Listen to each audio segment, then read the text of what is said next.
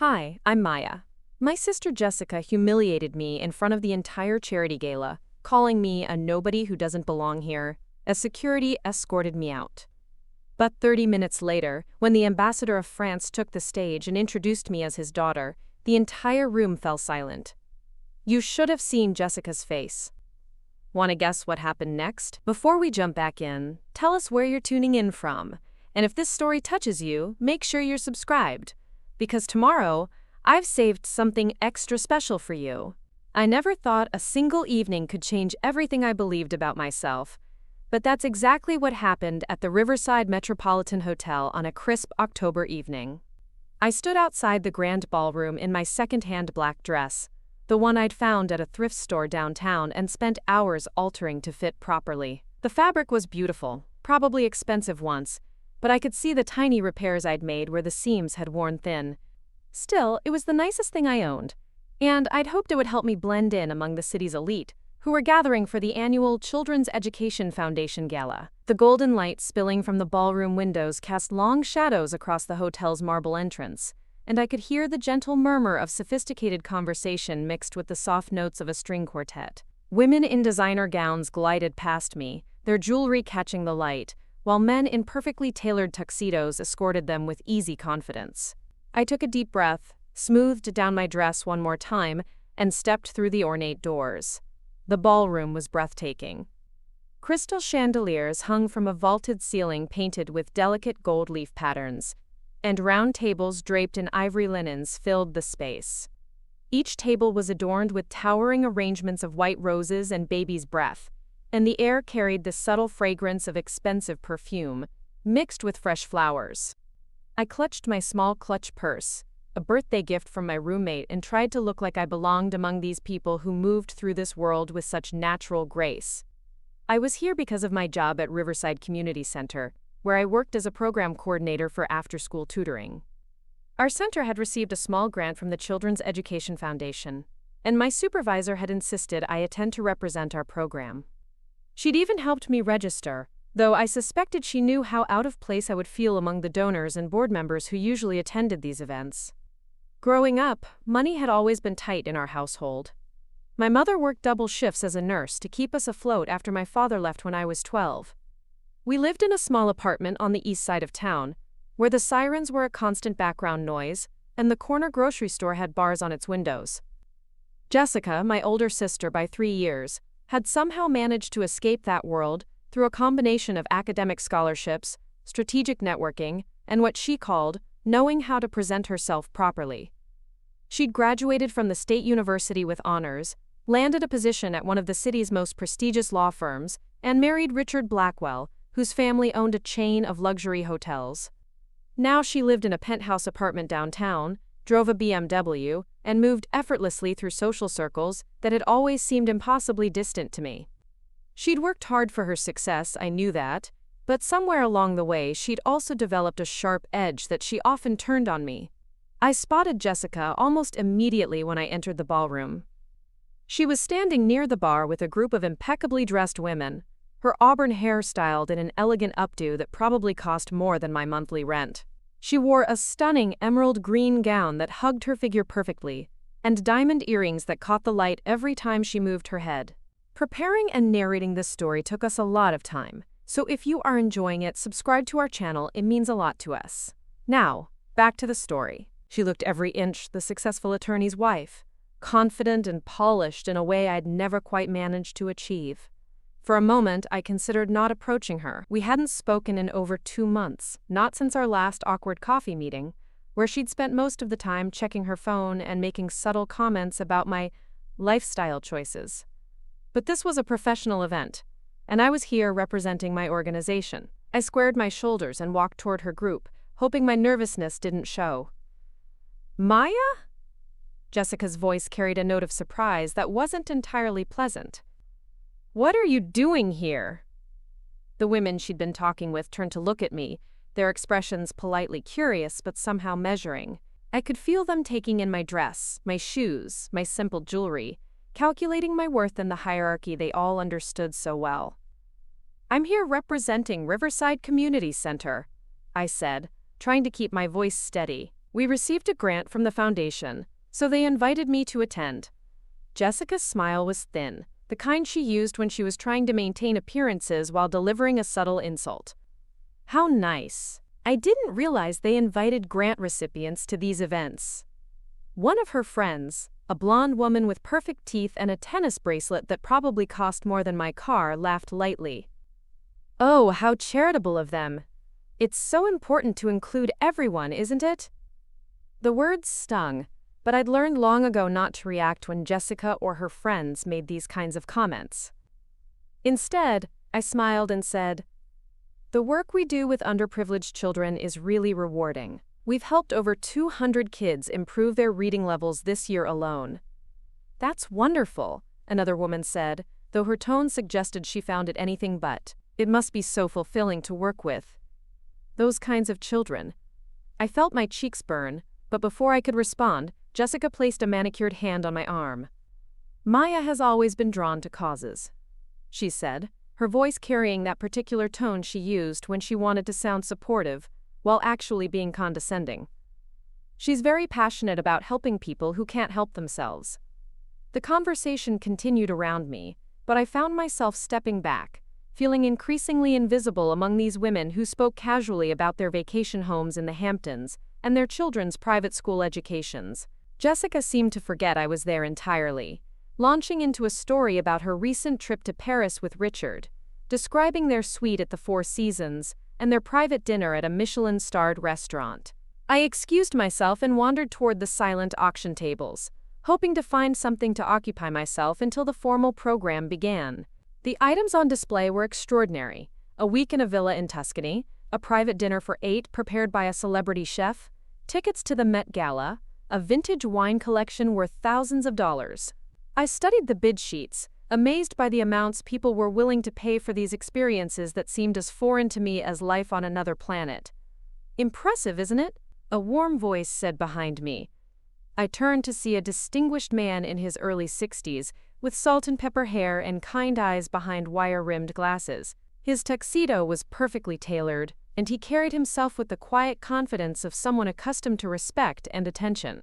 Something about him seemed familiar, though I was certain we'd never met.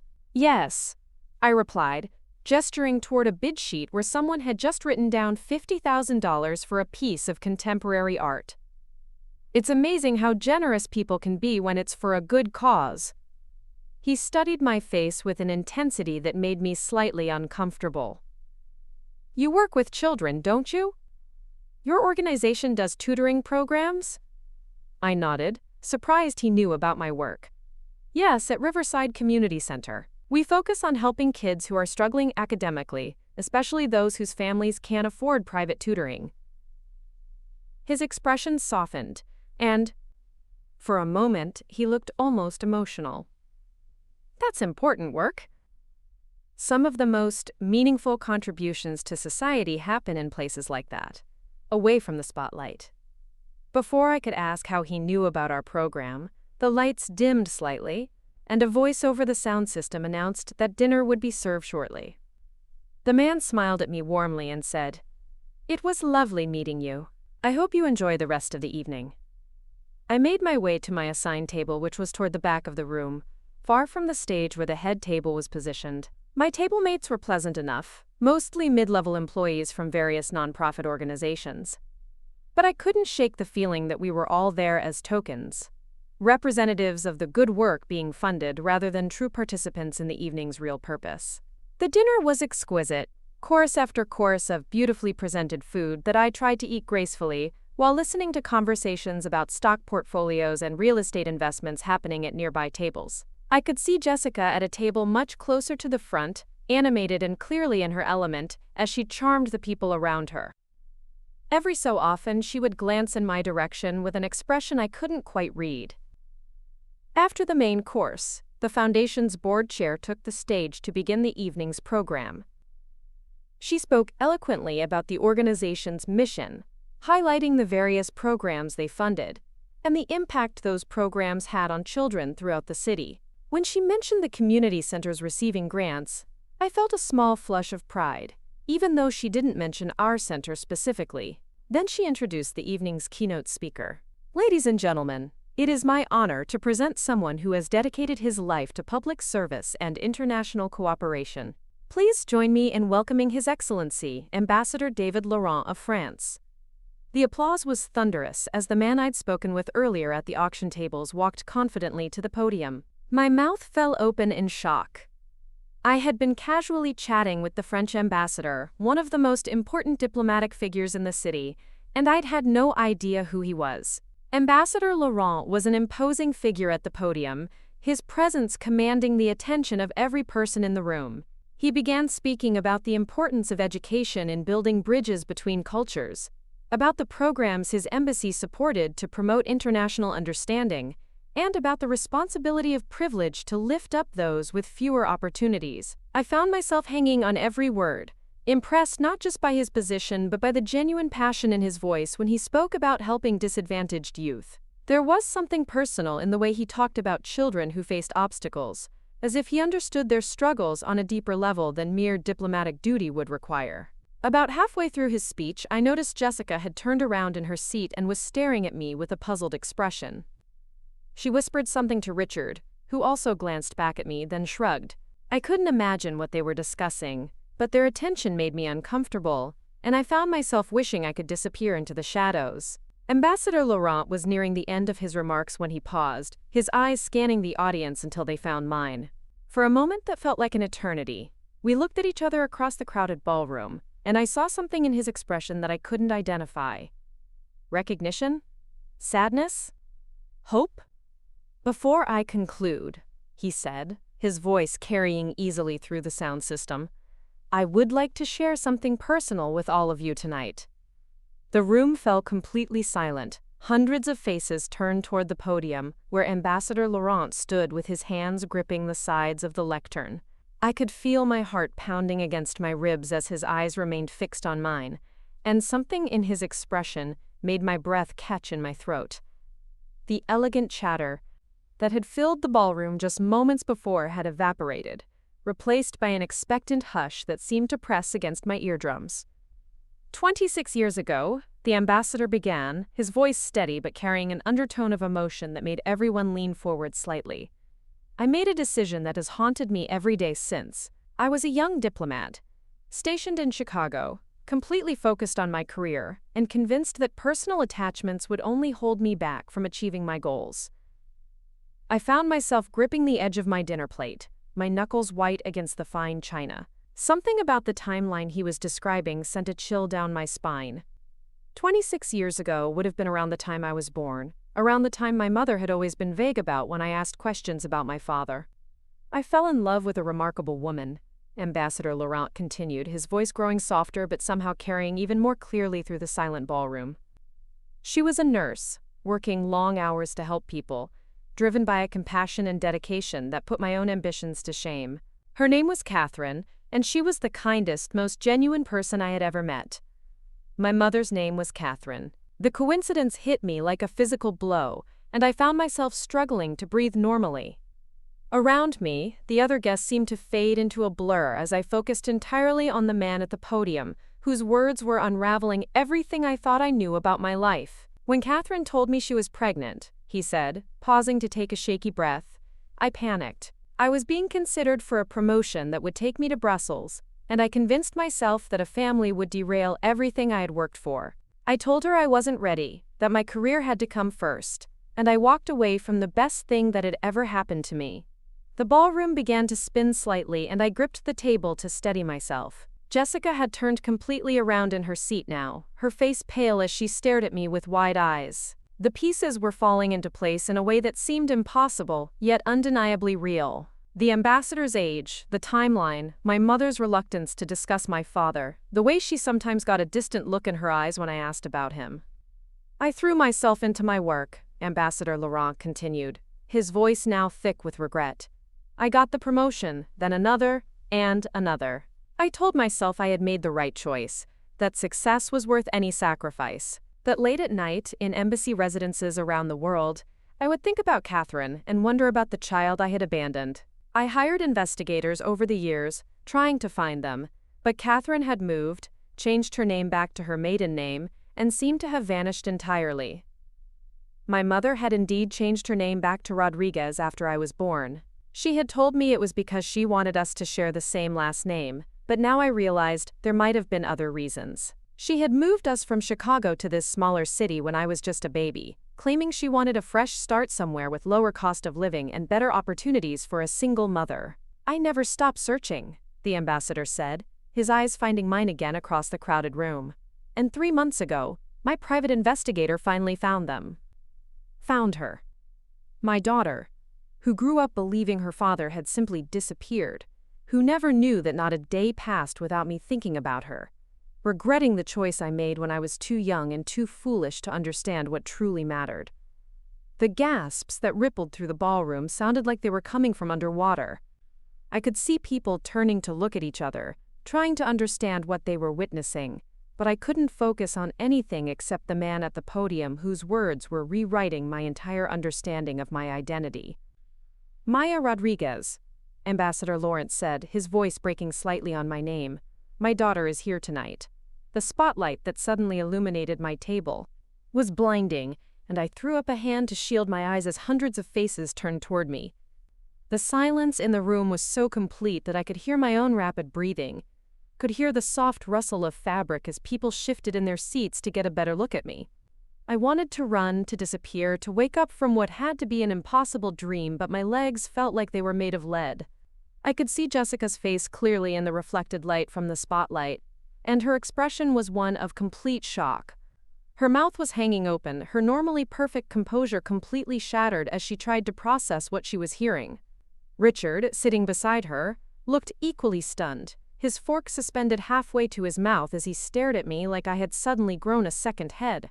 Maya, Ambassador Lawrence said, his voice gentle now, almost pleading. Would you please join me? The walk from my table to the stage felt like it took an eternity. My legs were shaking so badly I was afraid I might fall, and the click of my modest heels on the marble floor seemed unnaturally loud in the silent ballroom. Every face I passed was turned toward me, expressions ranging from curiosity to shock, to something that looked almost like awe. These people who had barely noticed me when I arrived, who had dismissed me as just another charity case, were now watching my every step with rapt attention. When I reached the stage, Ambassador Lawrence stepped down to meet me, and for a moment we simply stood looking at each other. Up close I could see the tears in his eyes, and I noticed for the first time the similarities I had missed before. We had the same shape eyes, the same stubborn chin, the same way of tilting our heads slightly when we were thinking. How had I not seen it during our brief conversation at the auction table? I know this is overwhelming, he said quietly, his voice meant only for me despite the microphone still picking up our conversation. I know I have no right to ask for your forgiveness after all these years, but I want you to know that leaving you and your mother was the biggest mistake of my life, and not a day has passed that I haven't regretted it. I opened my mouth to respond, but no words came out. The emotions crashing over me were too complex, too overwhelming to process. Relief that I finally knew who my father was. Anger that he had chosen his career over his family. Confusion about why he was revealing this secret in front of hundreds of strangers. And, underneath it all, a small spark of something that might have been hope. The ambassador gently took my hand and led me to the microphone. Ladies and gentlemen, he said, his voice stronger now, I would like you to meet my daughter, Maya Rodriguez. She works at the Riverside Community Center, where she dedicates her life to helping children who face the same kinds of challenges she faced growing up without a father. She is everything I could have hoped for in a daughter, and everything I failed to be as a father. The applause that erupted was thunderous, but it felt surreal, like it was happening to someone else. I could see people at Jessica's table whispering urgently among themselves, their expressions showing their complete bewilderment at this turn of events. Jessica herself looked like she had been slapped, her face cycling through emotions I had never seen from her before. Maya has spent her entire life believing she wasn't good enough, Ambassador Laurent continued, and I winced at how accurately he had read the insecurities I thought I had hidden so well. She has been made to feel less than, overlooked, dismissed as unimportant. But the truth is, she represents the very best of what we should all aspire to be. While others pursue wealth and status, she has chosen to serve those who need help the most. While others seek recognition and praise, she has worked quietly to make a real difference in the world. I could feel tears starting to burn behind my eyes as his words washed over me. For so many years I had felt like I was failing at life, like my choice to work in social services instead of pursuing a more lucrative career made me somehow less successful than Jessica. I had internalized the subtle and not-so-subtle messages that my life choices were noble but naive, that I was wasting my potential by not seeking financial success and social status. I missed her first steps, the ambassador said, his voice breaking again. I missed her first words, her first day of school, her graduation from college.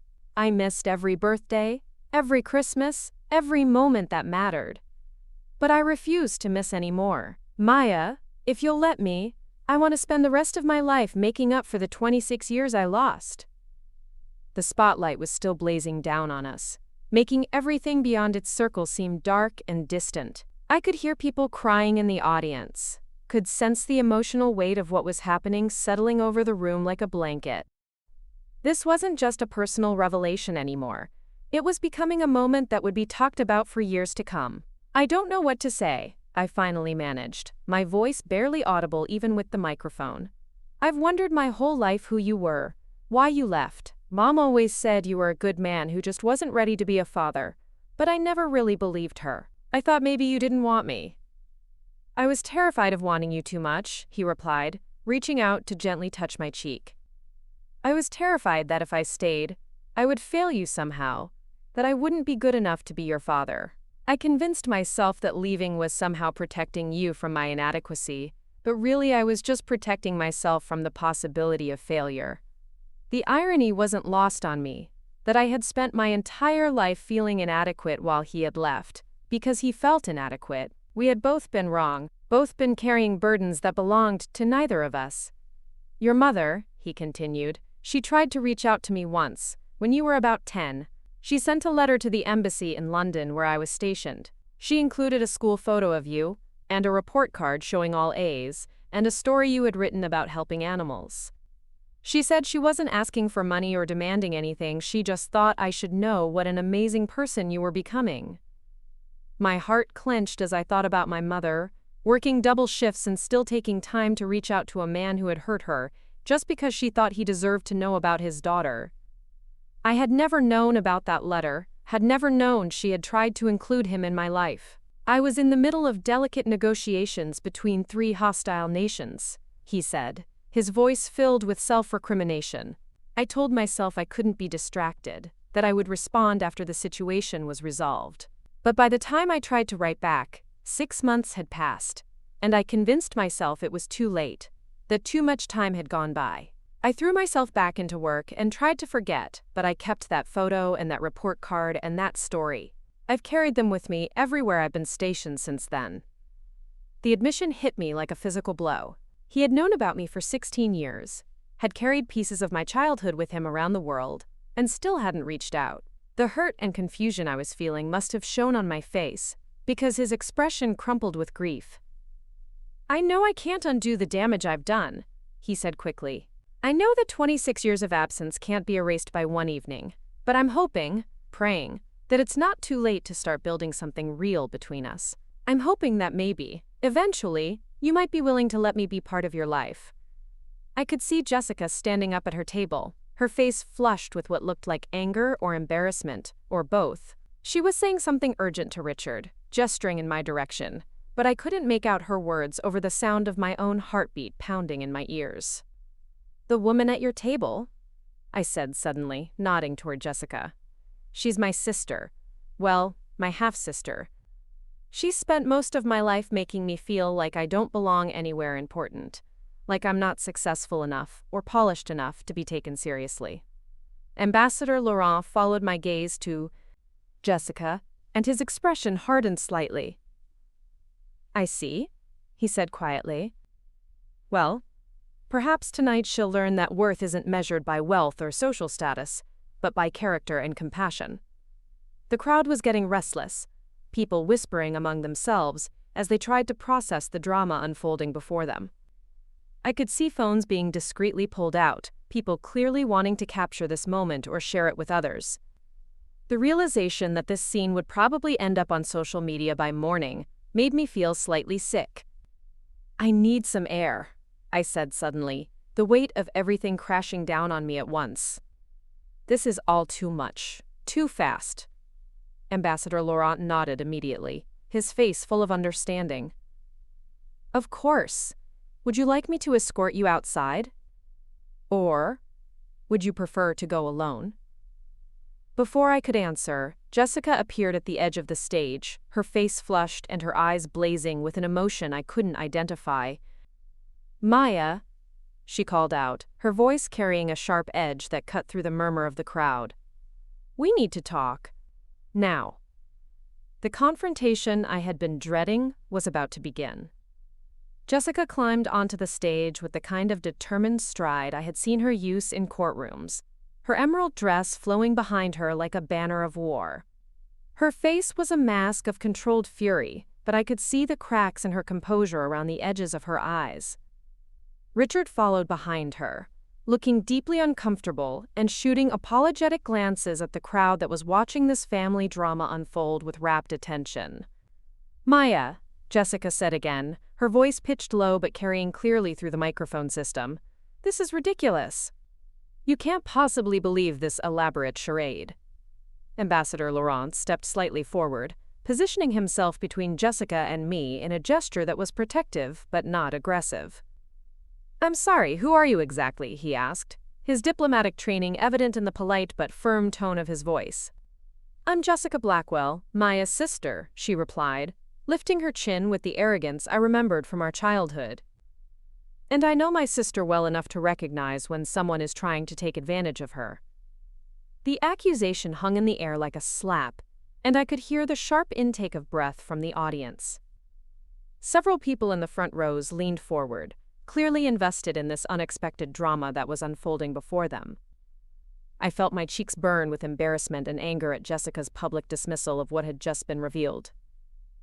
"Take advantage of her how, exactly?" Ambassador Laurent asked, his voice still calm but with an undertone of steel that suggested he wasn't going to be easily intimidated. Jessica gestured broadly at the elegant ballroom, the expensive decorations, the well-dressed crowd. "This whole production, this convenient revelation at a high-profile charity event, it's clearly some kind of publicity stunt, and Maya is naive enough to fall for it." The words hit me like physical blows. Even now, even in this moment that should have been transformative, Jessica couldn't accept that I might be worthy of something extraordinary. She had to find a way to diminish it, to make it about my supposed gullibility rather than acknowledging that maybe, just maybe, I deserved something good. "Jessica," I said, finding my voice despite the tremor I could hear in it, "why is it so impossible for you to believe that this could be real?" She turned to face me fully, and for a moment I saw something vulnerable flash across her features before the familiar mask of superiority slid back into place. "Because things like this don't happen to people like you, Maya.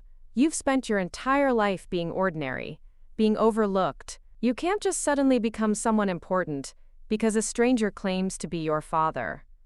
The cruelty of her words was breathtaking, but what hurt even more was the grain of truth buried within them. Part of me had always believed exactly what she was saying, that I was destined to remain in the background while others claimed the spotlight. Her public articulation of my deepest insecurities felt like being flayed alive in front of hundreds of witnesses. "People like me?" I repeated, my voice growing stronger with anger. "What exactly does that mean, Jessica?" She had the grace to look slightly uncomfortable but pressed on anyway. "You know what I mean. You work at a community center. You live paycheck to paycheck. You shop at thrift stores. You've never shown any ambition for anything greater than helping other people who can't help themselves." Richard placed a warning hand on Jessica's arm, clearly recognizing that she was crossing lines that couldn't be uncrossed. "Jess," he murmured, "maybe we should discuss this privately." But Jessica shrugged off his touch, too committed to her attack to pull back now. "No, this needs to be said. Maya has always lived in a fantasy world where good intentions matter more than results. where being nice is somehow equivalent to being successful. And now someone is exploiting that naivety for their own purposes. Ambassador Laurent had been listening to this exchange with growing tension visible in his jaw and shoulders. When Jessica finished speaking, he stepped forward with the kind of controlled authority that commanded immediate attention. "Ms. Blackwell," he said, his voice carrying the weight of decades of diplomatic experience, "I understand that this situation is shocking and perhaps difficult to accept. But I want to be very clear about something. Maya is my daughter, and DNA testing will confirm that fact if you require proof. This is not a publicity stunt or an exploitation of anyone's supposed naivete." Jessica laughed, a harsh sound that cut through the hushed ballroom. "Of course you'd offer DNA testing. You've probably done your research, found some way to fake the results. I've seen cases like this in my practice. Con artists who prey on people's emotions and desire to belong. The accusation was so outrageous, so completely without foundation, that for a moment I was speechless. But then something inside me snapped, some last vestige of the insecure little sister who had always deferred to Jessica's judgment. "Stop," I said, my voice carrying clearly through the microphone. "Just stop talking." Jessica blinked in surprise. I had never spoken to her that way before, had never publicly challenged her or refused to accept her criticism. But something fundamental had shifted inside me, and I wasn't going to let her destroy this moment with her cynicism and cruelty. "You want to know why it's so hard for you to believe this could be real?" I continued, stepping closer to the microphone so my words reached every corner of the ballroom. "Because your entire sense of self-worth is built on being better than me. You've spent our whole lives positioning yourself as the successful one, the smart one, the one who made all the right choices. And the idea that I might have value that has nothing to do with your approval terrifies you." The crowd was completely silent now, hanging on every word of this family confrontation that had hijacked what was supposed to be a dignified charity event. I could see people with their phones out, clearly recording this moment, but I found I didn't care anymore. Some truths were worth the embarrassment. Jessica's face had gone pale except for 2 bright spots of color on her cheeks. "That's not true," she said, but her voice lacked its usual conviction. "Isn't it?" I challenged. "When was the last time you congratulated me on anything? When was the last time you showed genuine interest in my work or my life? You only call me when you need to feel better about yourself by comparison." Richard was tugging at Jessica's arm now, clearly desperate to remove her from this increasingly public disaster, but she remained rooted in place. Her mouth opened and closed a few times as if she was trying to find words that wouldn't come. "I've spent my entire life trying to earn your respect," I continued, the words pouring out of me like water through a broken dam. "I've accepted your criticism, your condescension, your constant reminders that I'm not successful enough or polished enough or ambitious enough. But you know what? I'm done." Ambassador Laurent moved to stand beside me, a gesture of solidarity that gave me strength to continue. "I may not have your income or your connections or your designer clothes, but I've built a life that matters. I've helped hundreds of children learn to read. I've provided safe spaces for kids who have nowhere else to go. I've made a real difference in the world. And if that's not good enough for you, that's your problem, not mine." Jessica's composure finally cracked completely, and tears began streaming down her carefully made-up face. "You don't understand," she said, her voice breaking. "It was never supposed to be like this between us." "Then why did you make it like this?" I asked, my own tears starting to fall. "Why did you spend so many years making me feel small and worthless?" The silence that followed was deafening. Jessica looked around the ballroom, as if suddenly realizing where we were, what kind of scene we were creating in front of all these important people. Her breathing was rapid and shallow, and I could see panic beginning to set in as the full implications of this public meltdown hit her.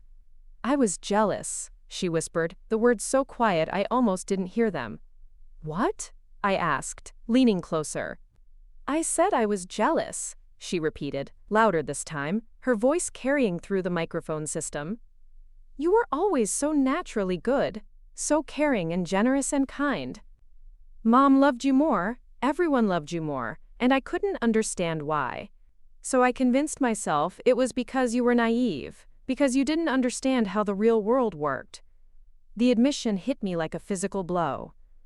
Jessica jealous of me? It seemed impossible, incomprehensible. She was the one with the successful career, the wealthy husband, the perfect life that I had always envied. But you had everything, I said, confusion evident in my voice. The scholarships, the job at the law firm, Richard, the penthouse apartment. You built the exact life you wanted. Jessica laughed bitterly, wiping at her tears with the back of her hand in a gesture that smeared her perfect makeup. I built the life I thought I was supposed to want. But do you know what my days are actually like? I spend 12 hours in an office dealing with corporate mergers and hostile takeovers. I represent people I don't like in cases I don't care about. I come home to an apartment that looks like a magazine spread but doesn't feel like a home. The vulnerability in her voice was unlike anything I had ever heard from her before. The Jessica I knew was always in control, always confident in her choices and judgments. This broken, uncertain woman was a stranger to me. And meanwhile, she continued, you get to spend your days helping children, making their lives better, coming home tired but fulfilled because you know your work matters. Do you have any idea how much I've envied that? I stared at her in shock, trying to reconcile this confession with years of criticism and condescension. Then why did you always make me feel bad about my choices?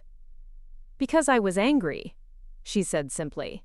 Angry that you had found something meaningful while I was trapped in a life that looked perfect from the outside but felt empty inside. It was easier to tear you down than to admit that maybe you had made better choices than I had. Ambassador Laurent had been listening to this exchange with growing understanding in his eyes. He stepped forward slightly, drawing both of our attention. If I may, he said gently, I think I understand something about the dynamic between you two. Jessica, you've built your identity around external markers of success, because they felt safe and measurable. But Maya has always been guided by internal values, by a sense of purpose that can't be quantified in salary figures or social status. Jessica nodded reluctantly, fresh tears starting to fall. And I've spent so many years telling her that her way was wrong, when really, I was just afraid that my way was wrong. The crowd around us had been completely silent during this exchange, but I could sense their emotional investment in what was happening. This had become more than just a charity event. It had become a raw, human moment of truth and reconciliation. The thing is, I said softly, I've spent just as many years doubting myself, wondering if you were right, if I was wasting my potential by not pursuing money and status. We've both been measuring ourselves against impossible standards. Jessica looked up at me with red-rimmed eyes, her usual mask of perfection completely destroyed. Can you forgive me? She asked, her voice barely audible. For all the years of making you feel less than? For being here tonight and trying to tear you down, even when something wonderful was happening to you? I looked at my sister, really looked at her, for what felt like the first time in years.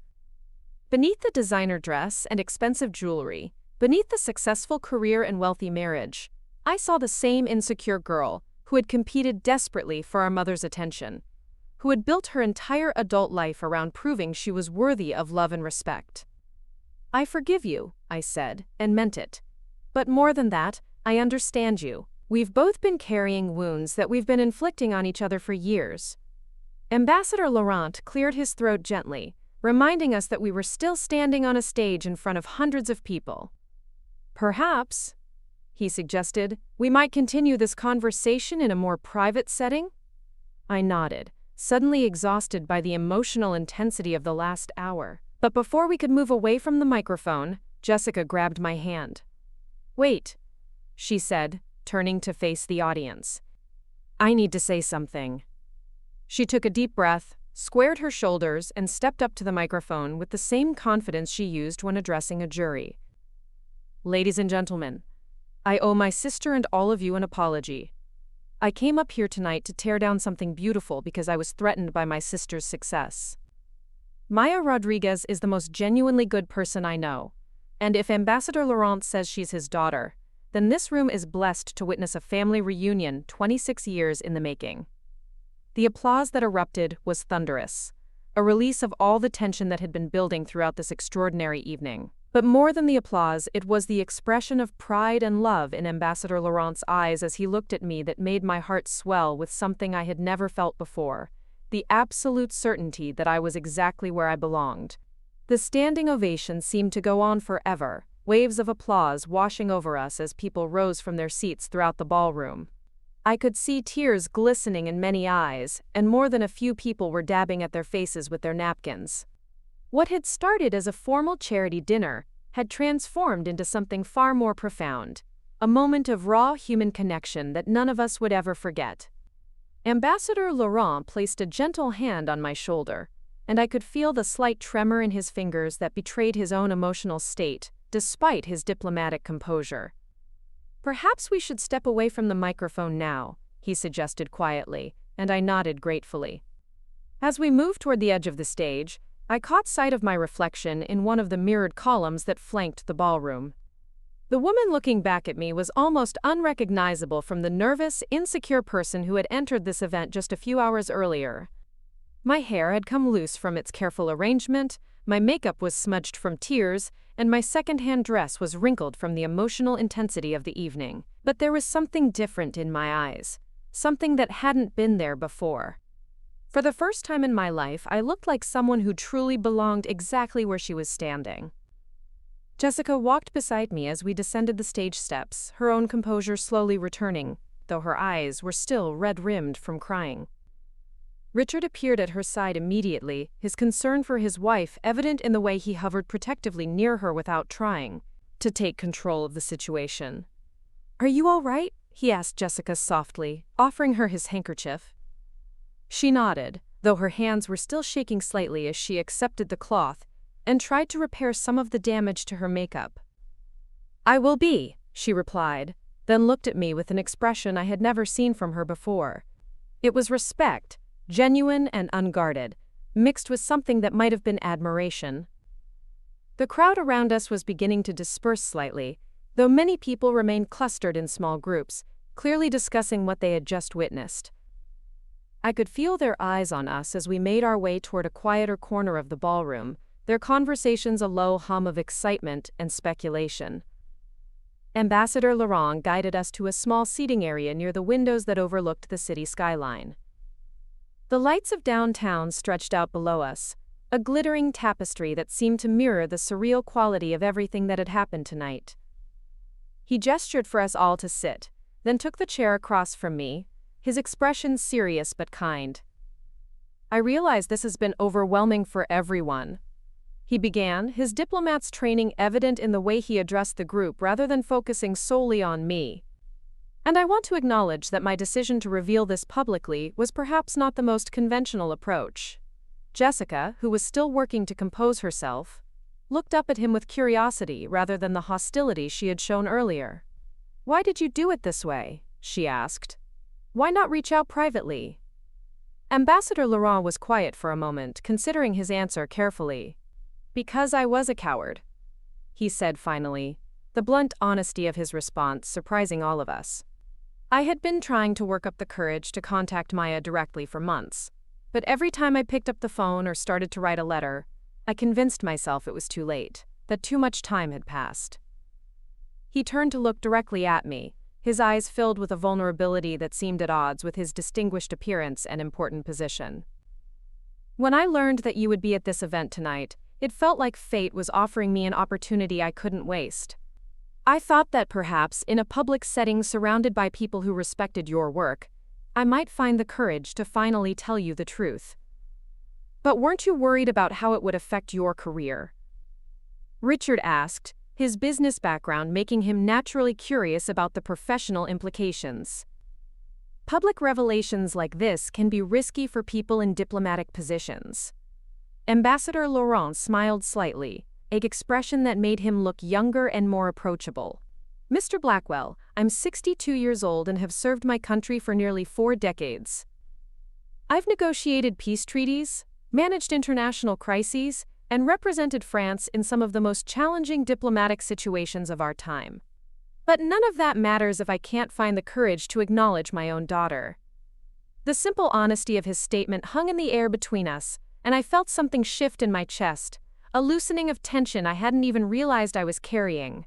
This man, this important, accomplished, respected figure, was willing to risk his reputation and career standing just to claim me as his daughter. The magnitude of that gesture was still difficult for me to fully comprehend. "I need to ask you something," I said, my voice steadier than I felt.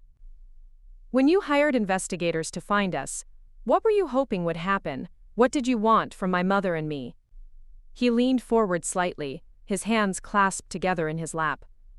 "Honestly, I didn't know.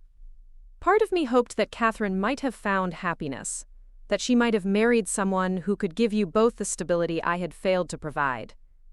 Another part of me hoped that maybe, if enough time had passed, she might be willing to forgive me enough to let me be part of your life in some small way. And when you found out she had never married, that she had raised me alone all these years?" I asked, though I wasn't sure I wanted to hear the answer. His face crumpled with what looked like physical pain. "It was the worst thing I could have discovered," he said quietly. "Knowing that Catherine struggled as a single mother for 26 years because of my abandonment.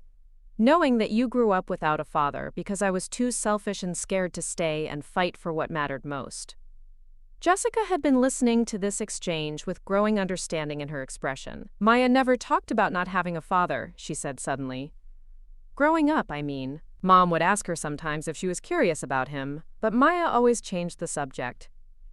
I felt heat rise in my cheeks as I remembered those conversations. "I didn't want Mom to feel bad," I admitted. "She was working so hard to take care of us, and she always looked sad when the topic came up. I figured it was better to pretend it didn't matter to me. But it did matter," Ambassador Laurent said gently. It wasn't a question. I nodded, not trusting my voice. Of course it had mattered. Every Father's Day at school when other kids made cards, and I had no one to give mine to. Every time someone asked about my family, and I had to explain why it was just my mother and me. Every milestone moment when I wondered if there was a man somewhere in the world who might have been proud of my accomplishments. "There were so many times I wanted to reach out," he continued, "when I saw your high school graduation announcement in the paper that Catherine had sent to my office. When you won that scholarship to the state university. When you started working at the community center, and there was an article about your programs in the local newspaper. I kept every clipping, every piece of information I could find about your life. You've been following my life for years?" I asked, not sure whether to feel touched or unsettled by this revelation. "Not following exactly," he clarified quickly. "But when my investigators found you, they provided me with basic information about your education and career. I wanted to know that you were safe, that you were happy, that your life had turned out well despite my absence." Richard, who had been quiet during most of this conversation, suddenly spoke up. "If you don't mind me asking, Ambassador, what changed? What made you finally decide to make contact after all these years?" Ambassador Laurent's expression grew grave, and for a moment he looked every one of his 62 years. 3 months ago, I had a minor heart attack while stationed in Morocco. It was nothing serious, thankfully, but it served as a wake-up call. I realized that I could spend the rest of my life regretting the past, or I could find the courage to try to build a future with the daughter I had abandoned. The admission hit me like a physical blow. He had been dealing with health issues, facing his own mortality, and his first thought had been about reconnecting with me. The enormity of that realization was almost too much to process. "Are you all right now?" I asked, concern overriding my own emotional turmoil. "Your health, I mean?" He smiled at the worry in my voice, and I realized this was probably the first time I had expressed any kind of care or concern for him. "I'm fine, thank you. The doctors say it was a minor incident, likely brought on by stress and too many years of irregular sleep and travel. But it made me realize that time isn't infinite, and I had been wasting too much of it already." Jessica, who had been unusually quiet, suddenly looked up from where she had been staring at her hands. "Maya," she said, her voice tentative in a way I had never heard before, "I owe you another apology, not just for tonight, but for all the years I made you feel like you weren't good enough. Especially now, knowing that you were dealing with not having a father, and I never even considered how that might have affected you." I looked at my sister, seeing her perhaps more clearly than I ever had before. The competitive, critical woman I had known all my life was still there. But underneath, I could see the insecure girl who had been just as confused and hurt by our family dynamics as I had been. We both made assumptions about each other. I said carefully, "I always thought you had everything figured out, that your life was perfect and you were judging me for not achieving the same level of success." "My life isn't perfect," Jessica said with a bitter laugh. "I spend most days feeling like I'm playing a role, pretending to be someone I'm not sure I actually am. The law firm, the marriage to Richard's family's expectations, the social obligations, it's all very polished on the surface, but I'm not sure any of it actually makes me happy." Richard reached over to take his wife's hand, his expression concerned. "Jess, you never told me you felt that way." She squeezed his fingers gratefully but didn't look at him directly. "Because I wasn't sure it was okay to not be happy with a life that everyone else thinks is perfect. When I see Maya working with kids, coming home tired but fulfilled because she knows she's making a difference, I realize that I chose security and status over purpose and meaning." Ambassador Laurent had been listening to this exchange with the kind of focused attention I imagined he brought to international negotiations. "It sounds like both of you have been struggling with questions of identity and worth," he observed. "Perhaps that's something we all have in common." "What do you mean?" I asked.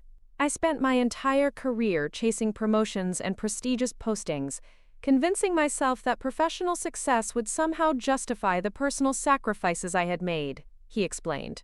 "But standing here tonight, finally acknowledging you as my daughter, I realize that none of those achievements mean anything compared to the family I threw away." The weight of his words settled over our small group, and for a moment we sat in contemplative silence. Around us, the charity gala was winding down, people beginning to gather their belongings and say their goodbyes. But our little corner felt separate from all of that, insulated by the intensity of the conversations we were having. "So where do we go from here?" Jessica asked eventually, voicing the question that was on all of our minds. Ambassador Laurent looked directly at me, his expression hopeful but cautious. "That depends entirely on what Maya is comfortable with. I don't want to pressure you or rush into anything. I know I have 26 years of absence to account for, and I understand if you need time to process all of this." I considered his words carefully, trying to sort through the tangle of emotions that had been building throughout the evening. Anger at the years of abandonment, hope for the possibility of finally having a father, fear that this moment might somehow disappear if I examined it too closely. Gratitude for his willingness to publicly claim me despite the potential cost to his career. "I think," I said slowly, "I would like to start with the truth. All of it. I want to know about your relationship with my mother, why you really left, what you've been doing all these years. And I want you to know about my life, about growing up without you, about the choices I've made and why I made them." He nodded immediately. "Of course, whatever you want to know, I'll tell you. And I want to hear everything about your life that I missed." "But not tonight," I continued, suddenly feeling exhausted by the emotional intensity of everything that had happened. "Tonight has been overwhelming enough. Maybe we could meet for coffee sometime next week, somewhere quiet where we can actually talk without an audience."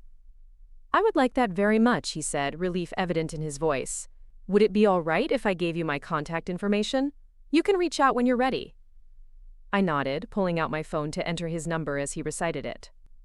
The simple act of adding my father to my contacts list felt surreal, like crossing some invisible threshold into a version of my life I had never imagined possible. Jessica cleared her throat softly. "Maya, would it be okay if Richard and I took you home tonight? I feel like we have a lot to talk about too, and I don't want to wait another month or two before we address things between us." I looked at my sister, this woman who had been both my harshest critic and my closest family member for most of my life, and felt something that might have been hope stirring in my chest. "I'd like that," I said. As we gathered our things and prepared to leave, Ambassador Laurent touched my arm gently. "Maya," he said, his voice full of emotion, "I want you to know that tonight, being able to publicly acknowledge you as my daughter was the proudest moment of my life. Whatever happens between us going forward, nothing can change the fact that you are extraordinary, and I am honored to be your father." The simple sincerity of his words brought fresh tears to my eyes, but these were different from the tears I had shed earlier. These were tears of relief, of possibility, of a future that suddenly seemed brighter and more hopeful than any I had dared to imagine. As we walked through the elegant lobby of the Riverside Metropolitan Hotel, I caught sight of our reflection in the polished marble surfaces. Jessica and Richard walking on either side of me, their posture protective and supportive in a way that felt completely new. Ambassador Laurent accompanying us to the entrance, his distinguished presence somehow making our small group feel more significant, more real. The doorman held the entrance open for us with a respectful nod, and I realized that something fundamental had shifted in how the world saw me. I was no longer just Maya Rodriguez, the community center worker in the secondhand dress. I was Ambassador Laurent's daughter, someone worthy of respect and consideration. But more importantly, I was beginning to see myself differently too. Outside, the October air was crisp and clean, carrying the scent of autumn leaves and the distant sound of traffic from the busy streets beyond the hotel's manicured grounds. The contrast between the warm, golden light of the ballroom and the cool darkness of the night felt symbolic somehow, like I was stepping from one version of my life into another. "This feels like a dream," I said suddenly, voicing the thought that had been nagging at me throughout the evening. Ambassador Laurent smiled, his expression understanding. "I know exactly what you mean. I've imagined this moment so many times over the years, but I never thought it would actually happen." Jessica linked her arm through mine, a gesture of sisterly solidarity that felt both familiar and completely new. "It's not a dream," she said firmly. "It's real, and it's wonderful, and tomorrow we're going to figure out how to build on it." As Ambassador Laurent's official car pulled up to take him back to the embassy, he turned to us one final time. "Maya, I'll wait to hear from you. Take whatever time you need." "And Jessica," he added, surprising my sister by addressing her directly, "thank you for your graciousness tonight, especially after such a difficult beginning. I hope we'll have the opportunity to get to know each other as well." Jessica blushed slightly, clearly remembering her earlier accusations and hostility. "I'd like that, Ambassador, and again I'm sorry for my behavior earlier. It was unworthy of all of us." He waved away her apology with a gracious smile. Family dynamics are complicated under the best of circumstances. Tonight was hardly the best of circumstances for any of us. As his car disappeared into the night, Jessica, Richard, and I stood together on the sidewalk, the three of us somehow transformed by everything that had happened. The silence between us was comfortable rather than awkward, filled with the shared understanding that we had all witnessed something extraordinary. "Ready to go home?" Richard asked gently, and I realized that for the first time in my life, the word home might include more than just my small apartment and my solitary life. Tonight had opened doors I hadn't even known existed, creating possibilities for connection and family that I was only beginning to understand. As we settled into Richard's car for the drive across town, I found myself looking back at the Riverside Metropolitan Hotel one more time. The building was still lit up against the night sky, its windows glowing warmly in the darkness. Somewhere inside, the cleanup crew was probably clearing away the remnants of the charity gala, removing the evidence of what had been just another formal fundraising event for most of the attendees. But for me, it had been the night my entire world changed. The night I discovered I had a father who had never stopped thinking about me. The night my sister finally admitted the truth about the complicated emotions that had driven her to tear me down for so many years. The night I finally understood that my worth wasn't determined by other people's approval, but by the choices I made and the life I built for myself. Tomorrow would bring new challenges, difficult conversations, and the complicated work of building relationships that had been 26 years in the making. But tonight, driving through the quiet streets of my city with my sister and brother-in-law, I felt something I had never experienced before. The absolute certainty that I was exactly where I belonged, exactly who I was meant to be, and that the future held possibilities I had never dared to dream. 3 weeks later, I found myself sitting in a small cafe on the outskirts of downtown, watching Ambassador Laurent approach through the window. He looked different in civilian clothes, more approachable somehow, though he still carried himself with the quiet dignity that seemed to be an integral part of who he was. This was our fourth meeting since the charity gala, and each conversation had peeled back another layer of the complicated history between us. The first meeting had been tentative, formal almost, as we navigated the strange territory of being strangers who shared DNA and a lifetime of missed connections. He had brought photo albums from his various diplomatic postings, showing me glimpses of the life he had built while I was growing up without him. I had shared stories from my childhood, my struggles in school, my mother's sacrifices, and the dreams that had led me to social work. By our second coffee date, the formality had begun to dissolve. He told me about the sleepless nights he had spent wondering about me, about the times he had almost picked up the phone to call my mother, about the guilt that had followed him from embassy to embassy across 3 continents. I told him about the father-daughter dances I had skipped, about lying to friends, about why my dad never came to school events, about the hollow feeling that had lived in my chest for as long as I could remember. Our third meeting had been the hardest. He had finally shown me the letter my mother had sent when I was 10, along with my school photo and the short story I had written about a lost puppy finding its way home. Seeing those childhood artifacts in his hands, knowing he had carried them with him for 16 years, had broken something open inside me that I hadn't known was still sealed shut. We had both cried that day, mourning the time we had lost and the pain we had both carried alone. Now, as he settled into the chair across from me with his usual careful precision, I could see something different in his expression. There was still sadness there, still regret, but also something that looked like hope. "How are you feeling about everything?" he asked, the question that had become our standard opening to these conversations. "Better," I said, surprised to realize it was true. "Different. Like I'm finally understanding who I am instead of just trying to figure out who I should be." He smiled, and I noticed again how much we looked alike when he was relaxed. "I'm glad to hear that.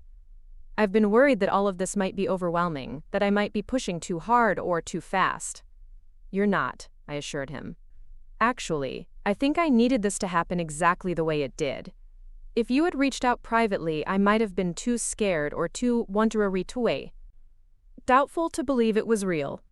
Having it happen so publicly with witnesses made it impossible for me to dismiss or minimize." "Your sister mentioned something similar when she called me yesterday," he said, and I looked up in surprise. "Jessica called you?" He nodded, pulling out his phone to show me a text message thread. "She wanted to discuss plans for Thanksgiving. Apparently, she and Richard have decided to host dinner this year, and she wanted to make sure I knew I was invited." I stared at the phone screen, reading messages that showed a side of Jessica I was still getting used to. Over the past 3 weeks, my relationship with my sister had undergone its own transformation. The night of the gala, Richard had driven us to Jessica's penthouse apartment, where we had stayed up until nearly dawn talking through years of accumulated hurt and misunderstanding. Jessica had told me about the pressure she had felt from our mother to be perfect, to make up somehow for the fact that she was raising 2 daughters alone. She had talked about the loneliness of her marriage to Richard, who was a good man but whose family had specific expectations about what kind of wife she should be. She had admitted that her criticism of my life choices had been driven by envy of my sense of purpose and fulfillment. I had shared my own struggles with feeling inadequate, with constantly comparing myself to her success, with the loneliness of believing that I had to choose between having a meaningful career and having the kind of life that would make my family proud of me. We had both apologized for years of assumptions and missed opportunities to really know each other. Since then, Jessica had been making visible efforts to change the dynamic between us. She had started asking genuine questions about my work, listening without offering unsolicited advice or subtle criticism. She had even visited the community center the previous week, meeting the kids I worked with, and seeing firsthand the programs I had helped develop. "What did you tell her about Thanksgiving?" I asked. "That I would be honored to join your family if you're comfortable with that," he replied carefully. "I know it's still early in our relationship, and I don't want to presume anything." The word family sent a warm flutter through my chest. In the space of 3 weeks, my understanding of that concept had expanded in ways I was still processing. "I'd like that," I said. "Mom is flying in from Phoenix for the weekend. She's been wanting to see you again." His expression grew complex at the mention of my mother. They had spoken on the phone twice since the gala, Conversations that I had not been privy to but which had left both of them emotionally drained. I knew there were things they needed to work through that had nothing to do with me, wounds and regrets that belonged to their shared past. "How is Catherine doing with all of this?" he asked, using my mother's name with the careful respect he always showed when discussing her. "She's happy," I said honestly. "Cautious, but happy. I think she's relieved that I finally know the truth, that she doesn't have to carry that secret anymore. And I think, maybe, she's glad to know that you didn't just forget about us." He was quiet for a moment, staring down at his coffee cup. "I called her last night," he said finally. "We talked for over an hour about you, about the kind of person you've become, about the choices you've made. She's incredibly proud of you, Maya. And she should be." "She did a good job raising me," I said, feeling the need to acknowledge what my mother had accomplished as a single parent. "Even without you there, she made sure I knew I was loved and valued." "She did an extraordinary job," he agreed emphatically. "And I will spend the rest of my life being grateful to her for that, and trying to make up for the burden I placed on her by leaving." We sat in comfortable silence for a few minutes, watching the world go by outside the cafe windows. This had become part of our routine, these moments of quiet reflection that allowed us both to process the emotional weight of everything we were discovering about each other. "I have something to tell you," I said eventually, pulling a folded letter from my purse. "I got a job offer." His eyebrows rose with interest and what looked like parental pride. "Tell me about it." "It's with an international nonprofit that develops education programs in underserved communities around the world," I explained, handing him the letter. "They want me to head up their new youth mentorship initiative. It would mean traveling, working with kids in different countries, building programs that could be replicated globally." He read through the offer letter carefully, his expression growing more pleased with each paragraph. "Maya, this is incredible. The salary, the opportunities for advancement, the chance to impact children's lives on an international scale. This is exactly the kind of work you were meant to do." "I'm scared," I admitted. "It's so much bigger than anything I've ever done before. What if I'm not ready for that kind of responsibility?" He set the letter down and looked at me with an expression of absolute certainty. "You are more than ready. You've been preparing for this opportunity your entire career, even if you didn't realize it. Your work at the community center, your understanding of what these kids need, your ability to connect with people from different backgrounds, all of that has been leading to this moment." "The position is based in Geneva," I continued, watching his face for his reaction. "I'd be living in Switzerland, at least for the first 2 years." For a moment, something flickered across his expression that might have been disappointment, but it was quickly replaced by understanding. "That's where the UN headquarters are located. You'd be working at the highest levels of international development." "I know it's bad timing," I said quickly. "Just when we're starting to build a relationship, I might be moving halfway around the world." He reached across the table to take my hand, a gesture that still felt new but increasingly natural. "Maya, listen to me very carefully. I spent 26 years putting my career ahead of my family, and it was the worst mistake I ever made. But that doesn't mean you should make the opposite mistake. This opportunity is exactly what you've been working toward, and I will not be the reason you turn it down." "But we just found each other," I protested, feeling tears threatening to spill over. "And we'll continue to find each other, no matter where in the world you are," he said firmly. "I've spent decades traveling for work. I know how to maintain relationships across continents and time zones. The difference is that this time, I'll be fighting to stay connected instead of running away." His words broke through the fear that had been building since I received the job offer 3 days earlier. I had been so focused on the possibility of losing this new relationship with my father that I had lost sight of what he was actually offering me: unconditional support for my dreams and ambitions. "Besides," he continued with a slight smile, "Geneva is only a few hours from Paris by train. I could visit you there, or you could come see me when I'm at the embassy. And if you're working with international development organizations, our paths might cross professionally as well." The possibility of building both a personal and professional relationship with my father hadn't occurred to me, but now that he mentioned it, I could see how our work might complement each other. His experience in diplomacy and international relations, combined with my understanding of grassroots community development, could create opportunities for collaboration that neither of us could achieve alone. "When do they need an answer?" he asked. "By Monday," I said. "They want me to start in January, which would give me time to finish up my current projects and transition my responsibilities to someone else." He squeezed my hand gently. "Then I think you know what you need to do." Over the next hour, we discussed the practical aspects of my potential move, the logistics of maintaining our relationship across international boundaries, and the excitement we both felt about the professional opportunities this position would create. By the time we parted ways, I felt a certainty about my decision that I hadn't experienced in days. That evening, I called Jessica to tell her about the job offer. Her reaction surprised me with its immediate enthusiasm and support. "Maya, this is incredible," she exclaimed. "This is exactly the kind of opportunity that people dream about."